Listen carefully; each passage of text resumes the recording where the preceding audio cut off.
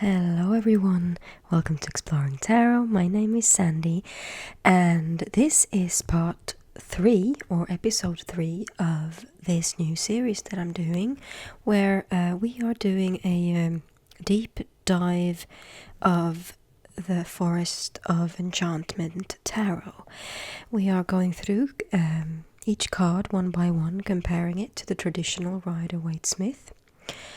And if you're new and this is the first video you see, you can see I will put a link to the playlist up here so that you can go back and watch the previous episodes before you watch this one, if that's what you want to do. You don't have to watch these in order at all. If you want to study the deck in out of order, that's perfectly fine as well. So let's get started. So I hope that all of you are well, and if you have any thoughts or opinions about how we should go about this study, then please just leave a comment down below. I'm open to suggestions, and I also would like to, hear your thoughts and views about different perspectives and interpretations about these cards. What I did in the previous episode was that I read about the card, or I compared the cards first, just the imagery. Then I read from the guidebook about each card, both from this guidebook and from this little white book that came with this tarot deck that's written by Rachel Pollock. So that's just, a way of looking at what the creators thought as they were making the deck, or as what this Rachel Pollock has to say about the deck, the traditional Rider-Waite-Smith. And I just thought we could also put in an element of how we ourselves interpret the cards from what we are just getting from the cards. Obviously that changes from situation to situation and like from reading to reading, what we pick up from the cards. That's what's so beautiful about it. But we can still get like an initial feeling, I feel, from some of the cards. So without further ado, let's just get started. So I'm gonna move this box to the side, make some space. And today, the first card we're looking at is the oldest one. So the oldest one is the same as the Hierophant. And I mean, there's quite a big difference here. Looking at these two images. Let's explore it a little bit closer up. So in the traditional Rider-Waite-Smith, we've got this Pope-looking person of authority, and we've got these subjects here. Let me zoom in.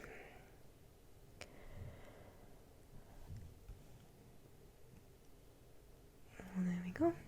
So we've got these two subjects here, and then we've got these crossed keys here that signifies like the keys to wisdom that this person is holding. And I am not an expert at all of these all of the symbology in the Rider-Waite-Smith, not at all. But here we've got this staff and this hand with the two fingers that you see in most traditional tarot cards. And we've got just this feeling of some kind of gatekeeper, or a person that's upholding certain traditions. A lot of the time this card comes with a lot of negativity attached to it, especially if you were brought up in a Christian home and the rules were very harsh in that environment, and you couldn't be yourself, especially if you are of a different belief. And this card is usually attached to those kinds of feelings, but I've kind of taught myself to think of the Hierophant more as a teacher, obviously also upholder of traditions, and things like that. Let's zoom out again and look at the whole picture of this book. So here we see a big old tree with this kindly face looking back at you, and up here we've got a little owl as well.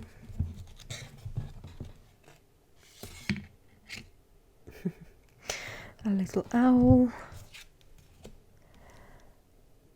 And you just get the feeling of what I immediately think of here is the Disney film of Pocahontas, where there's this old wise tree that Pocahontas goes to get advice and wisdom from.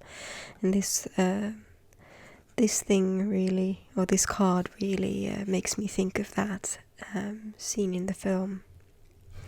So let's read about this card in the guidebook. The oldest one. The forest is old and full of stories. The hedgehog child, the rabbit's bride, the sleeping princesses, the foolish son, the faithful sister, the poisoned apple. Every traveller who passes through adds a story strand to the glittering web of enchantment. The preservation of all of these stories is entrusted to the oldest one, memory keeper of the forest. This venerable yew tree has seen 3,000 summers and more. With age comes the ability to see the big picture with calm contemplation and deep-rooted understanding. The oldest one welcomes you and bids you to stay a while. Ask for the story you most need to hear right now. Then add your own tale to the living library of lore. The oldest one reminds us that having a historical perspective is reassuring in times of trouble, and having a mythological or religious perspective helps us find meaning in our lives. Tales, legends, and lore have been handed down from generation to generation because they are a vital part of our shared humanity. Meaning at a glance: teaching, traditions, religion and mythology, wise counsel, true authority and expertise. A closer look: see the owl. That gives you an idea of how big the oldest one is. Okay. And now let's have a read through this guidebook by Rachel Pollock, and here we have the Hierophant. The picture shows a pope, the card's original title, but the name describes the person who directed the ancient mystery rituals of death and rebirth.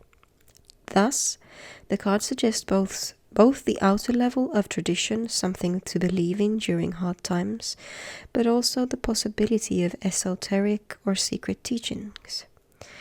Though the image is clearly Christian, it can refer to any traditional teaching, even family traditions that can help give us direction. On the other hand, the Hierophant tends to expect, even demand, obedience and conformity, as if we all are his disciples. He leaves little room for people to develop their own ideas or make their own decisions.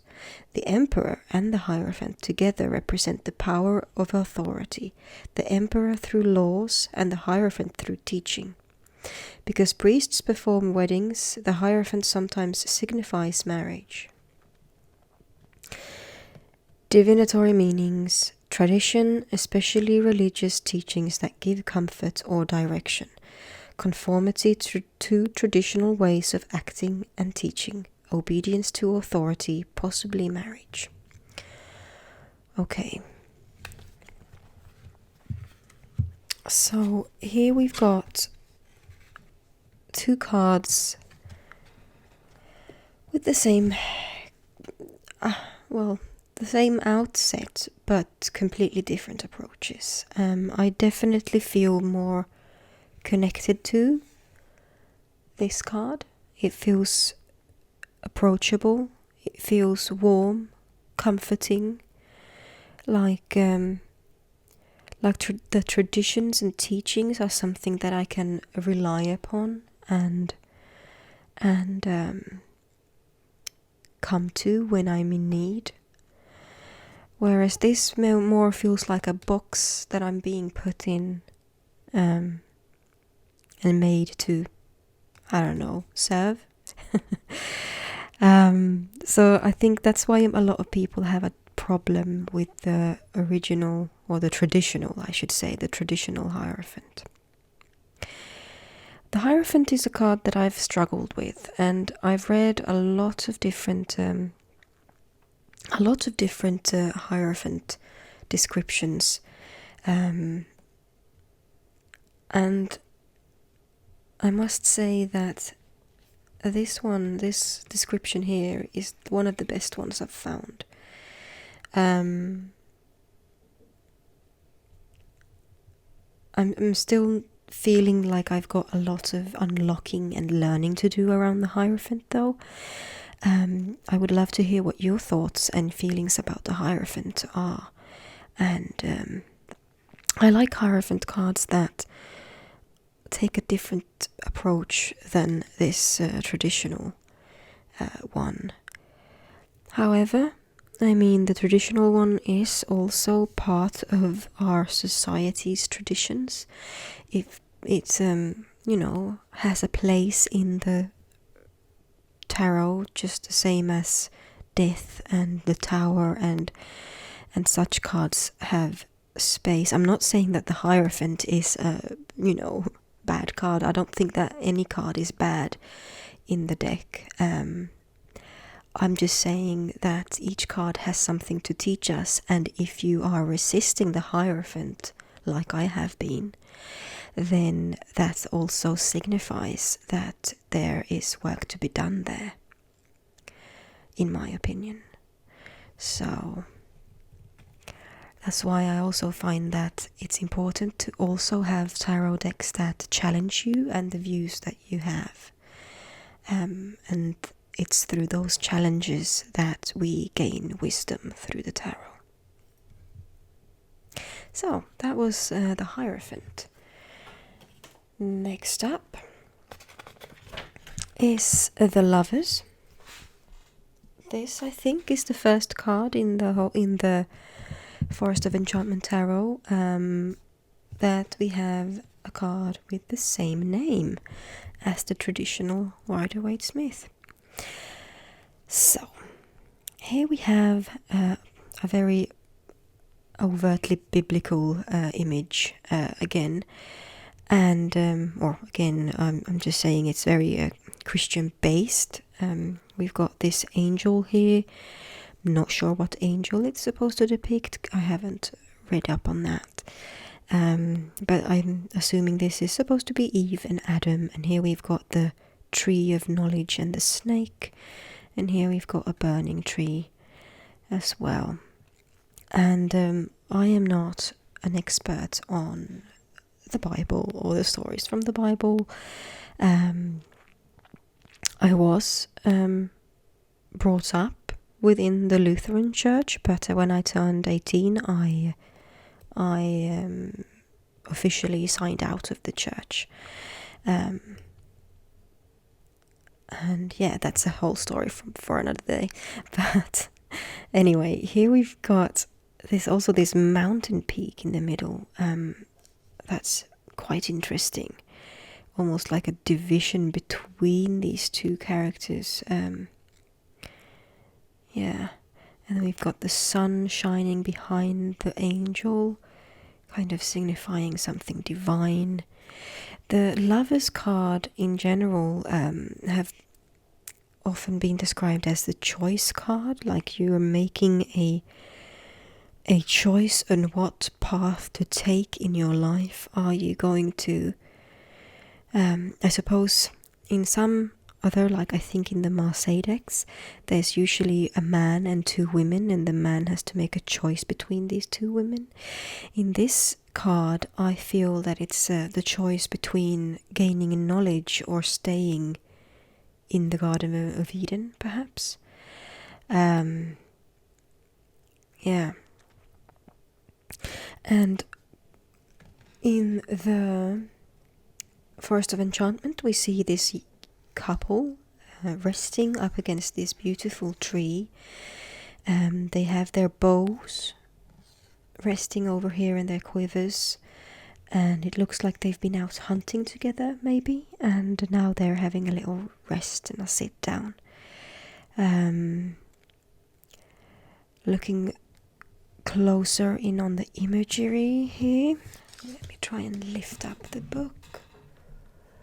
We've got a bunch of little bees all over, and two birds sitting up there in the tree as well. I think symbolizing the duality here, where there's these two lovebirds and two bees and two lovers here. So, let's read. The lovers. On a hot summer's day, with the scent of wild honeysuckle casting its drowsy spell, a pair of lovers rests in the shade. They sing together in a pleasing harmony. Under the greenwood tree, who loves to lie with me, attune his merry note unto the sweet bird's throat. Come hither, come hither, come hither. Their song ends with soft laughter, the sweet sound of untroubled joy. These forest dwellers are outlaws from society. Oh, okay. Who have chosen a life together to fulfill a common destiny. Theirs is a love out of legend, enduring, encompassing, eternal. Come what may, the lovers face their challenges side by side as equals. Both wear archery braces on their wrists, and their bows stand close at hand. But in this moment there is only peace, and all the world is in each other's eyes. The card is not about trifling romance. The lovers represent true partnership and the life choices and sacrifices that come with commitment. Though the lovers shown here are man and woman, soulmates find each other in every gender and combination. Meaning at a glance. Love and passion, life choices, soulmates, belief in love's destiny. A closer look. The song the lovers are singing is from Shakespeare's As You Like It, Act 2, Scene 5. Honeysuckle symbolizes devoted love and affection, as do the two turtle doves.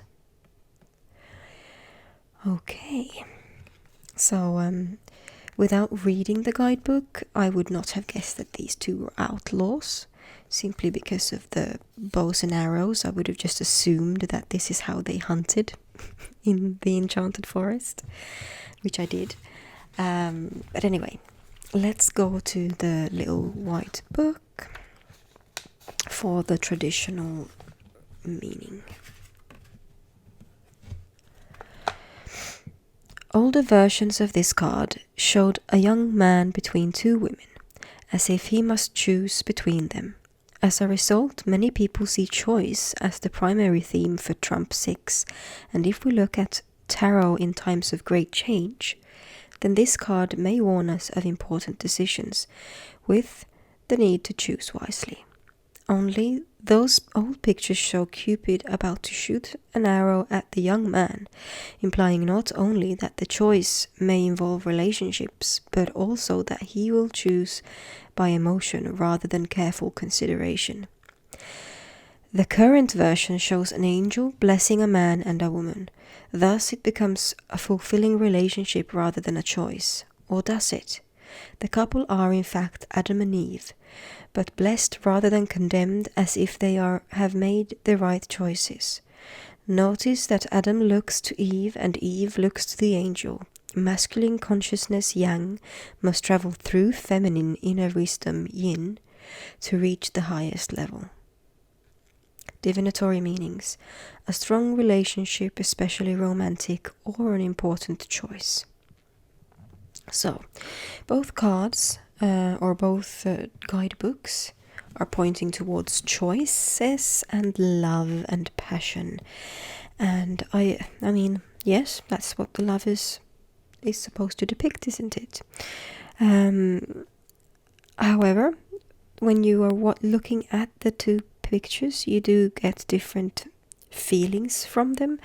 This one being as if it's some kind of divine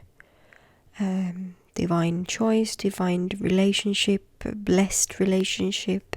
This one is an outlaw or outlawed couples, people who have chosen a life of outlaw in order to be with each other. But I mean, they are choosing to be with each other as outlaws instead of just choosing a life of being together as a decent,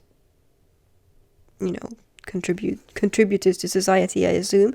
It's a little bit unclear.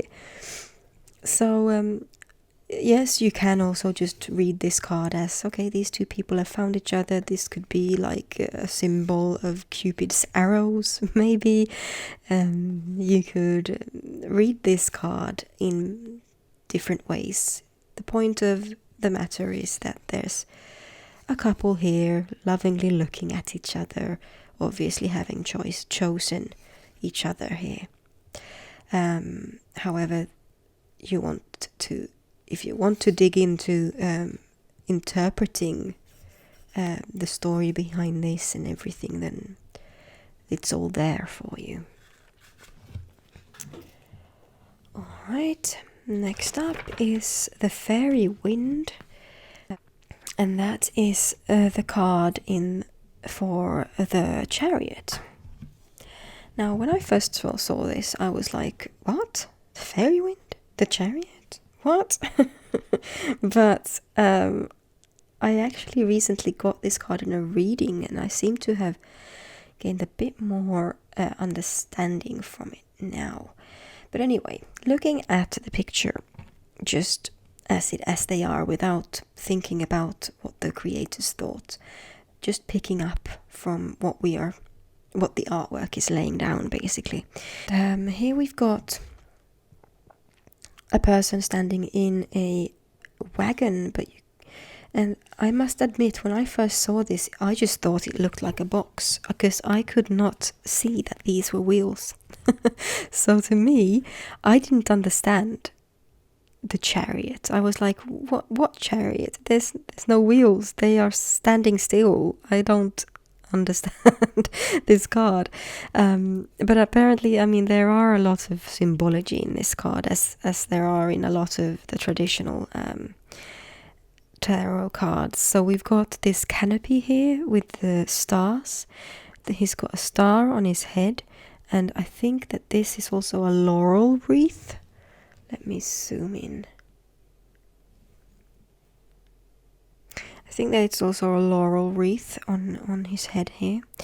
And he's wearing some kind of armor, and looking closely, it looks like hieroglyphs or something on his skirt.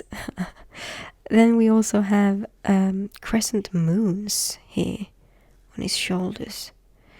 We see him riding away from this city, and attached to his chariot are two sphinxes, one black and one white. I am still not quite sure about all of the symbology in this card. I am in the process of reading 78 Degrees of Wisdom by Rachel Pollock, but I'm struggling a little bit with it, and I'm reading it as an audiobook, so I think I'm gonna have to also buy the actual book and read it traditionally, just so that I will pick it up a little bit more. I'm listening to the book as I'm walking to and from work and stuff, and I get easily distracted when I have to keep an eye on traffic and stuff. But anyway, so this card feels like, he's riding away from something or towards something, and there's but there doesn't seem to be any kind of urgency here, because they are just not in motion. They're just sitting there. Looking at the Forest of Enchantment, we instead have this row of fairies, and it feels like, and you can see here the leaves are blowing in this like same shape, and it's like you can see the speed in this card. You can see the trees are also bending with the wind, and you get a sense of urgency here, almost like they're running away from something, because you can see here as well she's looking back at you, and they're flying away from the viewer. So it feels like, and she looks a little bit suspicious. I don't know, like she's suspecting something. I don't know. And yeah, so seeing this card, I feel like they're in a hurry somewhere. They need to go somewhere, and yeah, let's just read the book.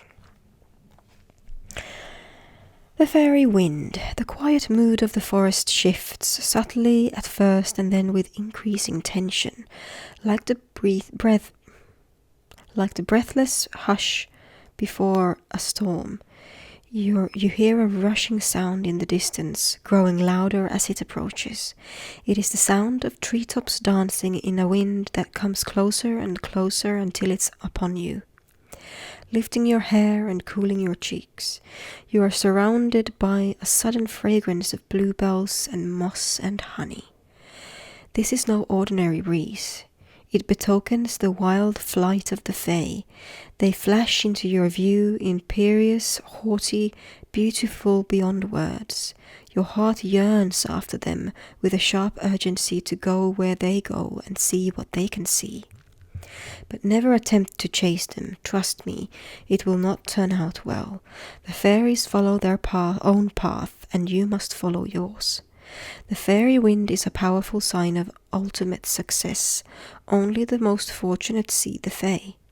Though many have felt their passing, things will pick up speed for you now, and you in your endeavors will flow swiftly towards a positive outcome. Continue forward with increased confidence. Meaning at a glance: speed, change, important news, success, self-governance, independent achievement. A closer look: legends tell of people who were swept up by the Faery Wind and deposited miles away. If this happens to you, don't be in a rush to return. Alright.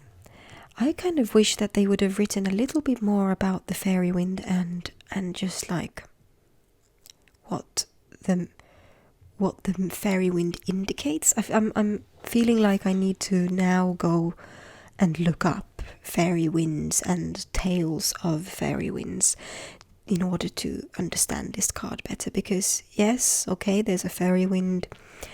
Fairies are flying and you can't follow them and you have your own path and stuff like that. But I mean, when you are looking at this card, I don't think that I wouldn't have known that without reading the guidebook. And I'm not saying that every single tarot deck needs to be able to read without reading the guidebook. Obviously now I've read this, and if I remember it the next time I read with this deck, then I will be able to remember, oh yes, Faery Wind, the Chariot. But at the moment, that's why I'm doing this study as well, is because at the moment I'm looking at the cards thinking Faery Wind, looking at the number thinking, oh okay, that's the Chariot, right? And then I actually bring up the imagery of the Rider-Waite-Smith thinking the Chariot. What did the Chariot mean? I kind of want to read more intuitively, and I think that this deck can be an awesome source for intuitive reading because of the evocative artwork. Anyway, let's look in the guidebook of the Rider-Waite-Smith. The Chariot. After the image of a strong relationship in the Lovers, we find 3 cards that show how individuals might handle great change, either in their own lives or the world around them. The Chariot indicates the way of a strong will. Now is a moment to take charge of a situation with great confidence, to see crisis as opportunity. The Sphinxes look in opposite direction, symbolic of contradictions that might pull apart a situation. The Charioteer holds them together through force of personality. Subtle symbols of the previous cards permeate the image, such as the magic wand he holds. Oh yeah, look at that. I didn't even see the wand. Where was that? The magic wand he holds, or the star crown that recalls the Empress. He has learned how to make use of different qualities to succeed.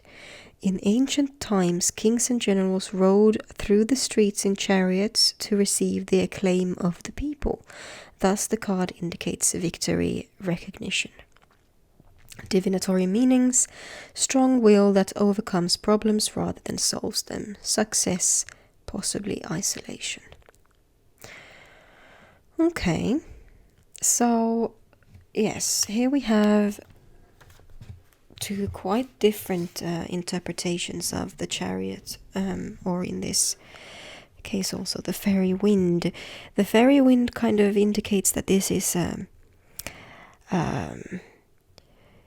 something out of your control, almost like this is the wind that sweeps in and wants to sweep you away, but you need to stand against it, or like it's like some kind of portents, like a sign, an omen of things to come.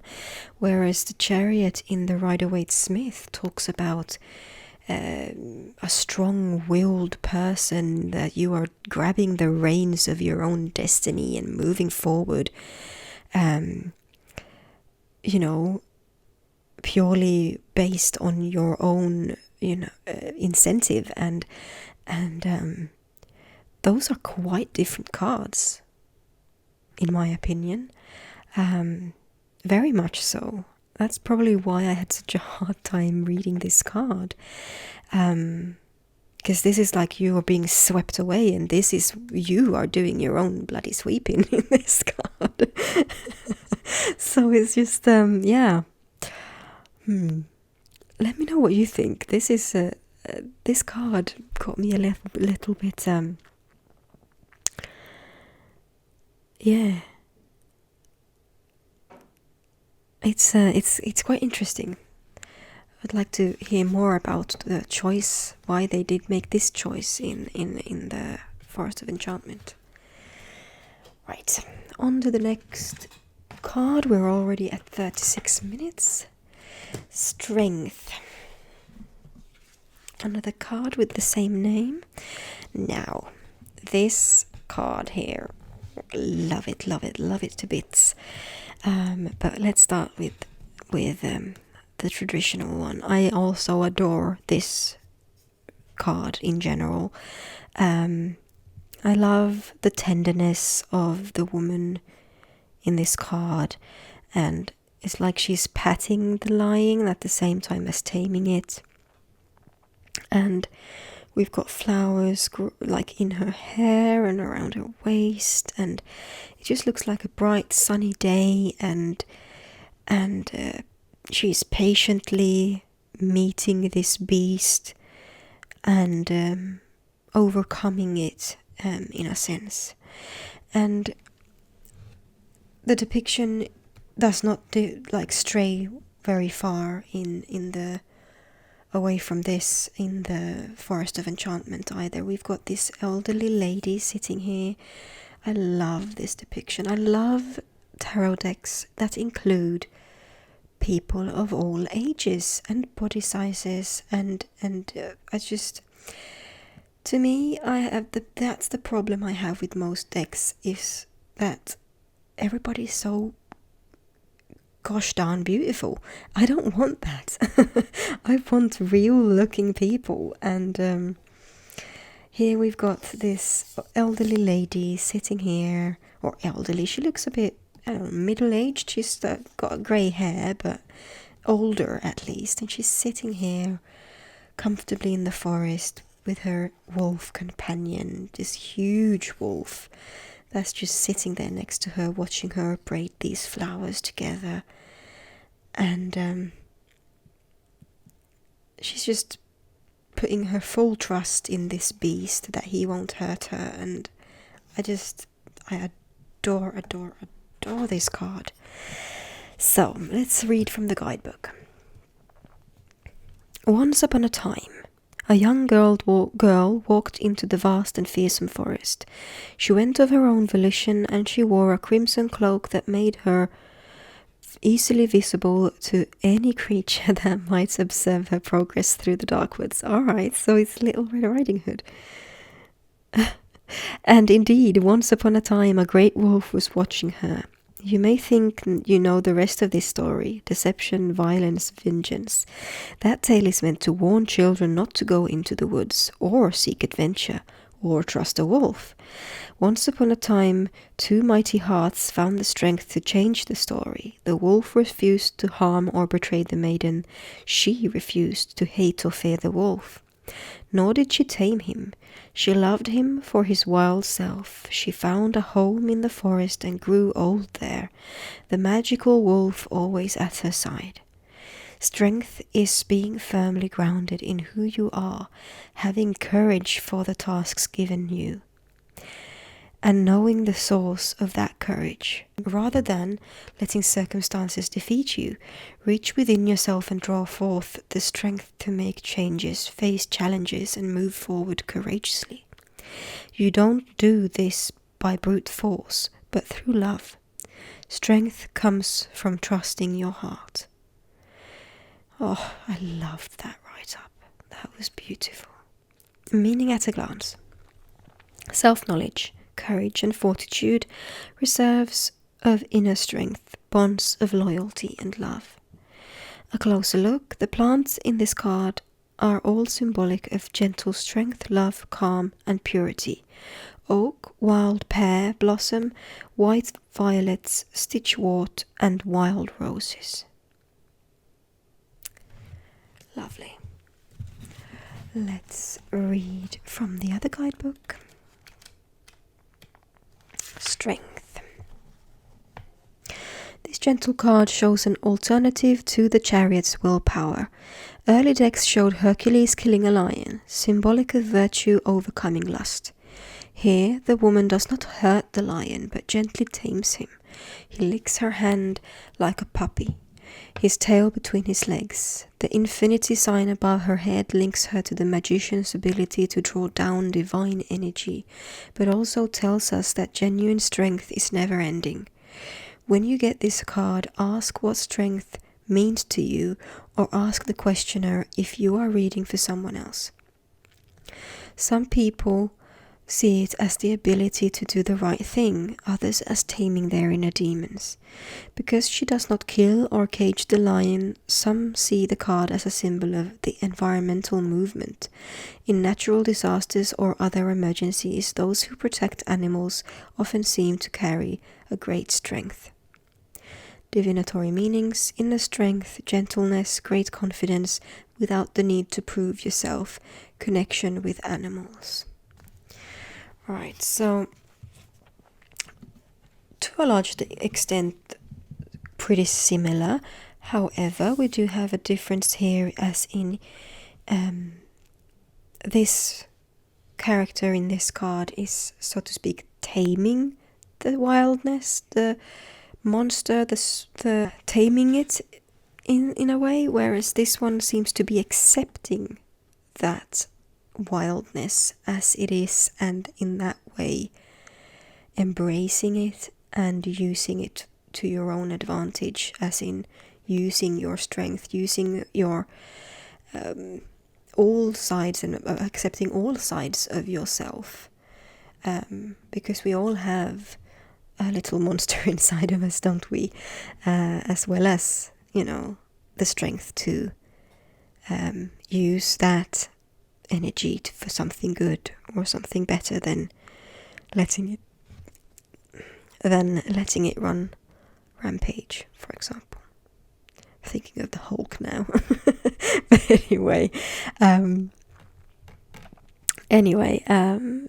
yeah. The strength card is a very one of my favorite cards in any tarot deck. And that's also one of the next card is also one of my absolute favorites, and that is the Hermit. Now this card,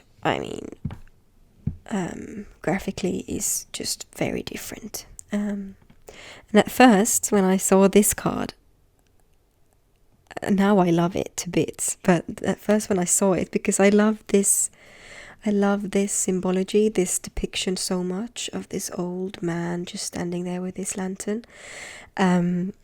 I love this one. I feel drawn to this imagery so much. So when I first saw this strength card, I was like, oh, where's my wizened old man?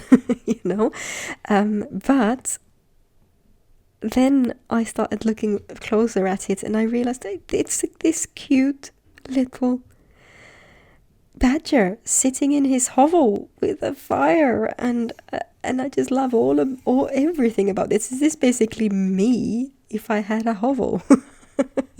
If I were to have a hovel, this would be me sitting in my gorgeous chair with my books and my quills, and love it. So, we've got the wizened old man in a cloak with the staff and the light, right? There's not much else up with this card. And when we look at the other one, we have the fire here that kind of echoes the lantern. This badger is sitting here in his lonesome, being a hermit, staring into the fire, contemplating, thinking, and definitely hermit energy about this card. The guidebook says, though badgers are by nature sociable creatures, there are some who prefer to dwell alone. They are the scholars and philosophers of the forest, both occupations that require deep digging. It takes time and solitude to acquire real understanding. The hermit's visitors are rare, and he has arranged his chamber for his own comfort. One chair, one glass for his nightly port, a small fire for warmth and contemplation.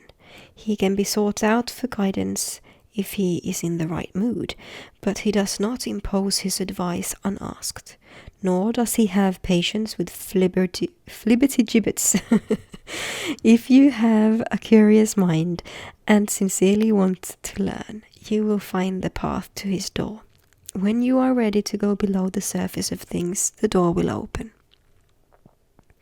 The hermit has chosen to live in solitude to avoid daily distractions. He is a monotasker, giving his full attention to each of his many pursuits in turn. His advice to you is to do the same. Make the time and take the space to enjoy your own company without interruption. Take control of your interactions with others. Don't let them badger you. Love the pun. Meaning at a glance, solitude. A preference for home over society. Study, perspective, a time of deepening. A closer look. The armillary sphere was a gift from the enchanter, who has a similar one and noticed his reclusive friend admiring it on his rare visits. Oh, isn't that cute? All right.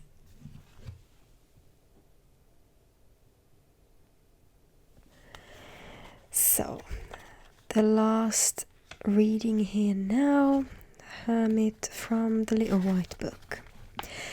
To everything there is a season. The tarot teaches us that there is a time to change ahead and a time to hold back. A time to be with others and a time to be alone. If we hope to move forward and can conquer like the Chariot or the Knight of Swords, then we may not welcome this lonely figure on his mountain top. The fool steps joyously off his cliff, unconcerned with what will happen. The hermit makes no move. He only holds up his light. And if we hope for love and deep relationship, then here too the hermit will disappoint us. But the lonely hermit may be just what we need. Until the times change and the tarot tells us to act or get involved with others, what might we learn by going into ourselves? Sometimes the hermit signals someone other than the questioner. He may represent a guide or a wise teacher, not necessarily a man, and not necessarily old. Divinatory meanings: being alone, maturity and wisdom, a teacher or spiritual guide. So here we definitely see basically the same card, isn't it? Basically the same meanings. Somebody who uses quiet alone time, solitude, to gain a better view of feelings and thoughts, and also just spending some quality alone time, with themselves, getting to know themselves a bit better without sitting quietly and listening to yourself. How will you know who you are? You can't know anybody else by never listening, so you need to listen to yourself as well. And the hermit, I think, the hermit is definitely quite similar in that sense. Here we get a bit more to chew on with the atmosphere and the little story that he's visited the magician the enchanter and such. The hermit always somehow symbolizes also meditation for me. Just going inwards, listening, contemplating, and taking some time off, resting a little bit, maybe. So, that was the last card for this session. Please go ahead and leave your comments down below. I would love to hear what your thoughts are about the cards that we've looked into today, and let's just learn from each other. Let's share our opinions and perspectives and gain wisdom through our discussions. Thank you so much for watching. I hope that you all are well and that you are having a wonderful day, and I'll see you in my next video.